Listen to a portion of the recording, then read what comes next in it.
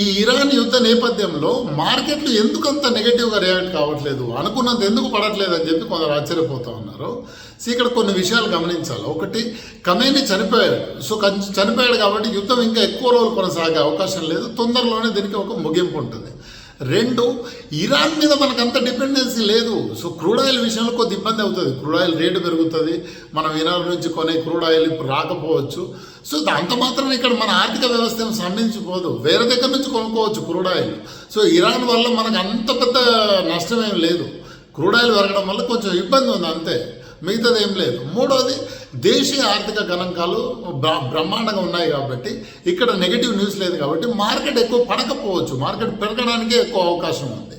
So నేను ఇన్వెస్టర్లకు ఇచ్చే సలహా ఏంటంటే, మీకు అర్థమైతే షేర్స్, అర్థం కాకపోతే మ్యూచువల్ ఫండ్స్ లాంగ్ టర్మ్ కోసం కొనండి, షార్ట్ టర్మ్లో ఆలోచించకండి. ఇలాంటి ప్రపంచవ్యాప్తంగా ఎక్కడో చోట గొడవ నడుస్తూనే ఉంటుంది, ఎప్పుడు ఏదో ఒకటి అవుతూనే ఉంటుంది. అంత మాత్రం మార్కెట్లు ఆగిపోవు, మార్కెట్లు ప్రయాణం ఎప్పుడు ముందుకు సాగుతూనే ఉంటుంది అండ్ బుల్ రన్ అనేది కొనసాగుతూనే ఉంటుంది. కాబట్టి లాంగ్ రన్లో ఆలోచించి ఇన్వెస్ట్ చేయండి.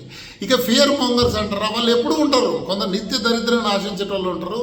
మార్కెట్లు పెరిగినా సరే ఇక్కడ నుంచి పడిపోతాయని ఎక్స్పెక్ట్ చేస్తారు, రోజు ఉంటారు. మన రఘురామరాజన్, రాహుల్ గాంధీ లాంటి వాళ్ళు చాలామంది తయారవుతారు.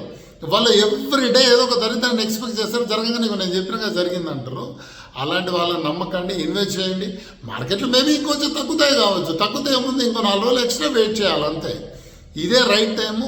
ఎస్ఐపి ఇన్వెస్ట్ చేసే వాళ్ళకు ఎస్ఐపి అమౌంట్ పెంచుకోండి, లంసమ్ ఇన్వెస్ట్ చేసే వాళ్ళకు కుదిరితే ఒకవేళ మనీ ఉంటే ఇదే టైంలో కొనుక్కోండి. ఇంకా ఎందుకంటే రానున్న రోజుల్లో మార్కెట్ డైరెక్షన్ అప్వర్డ్సే ఉంది కానీ డౌన్వర్డ్స్ ఉండే అవకాశం తక్కువగా ఉంది.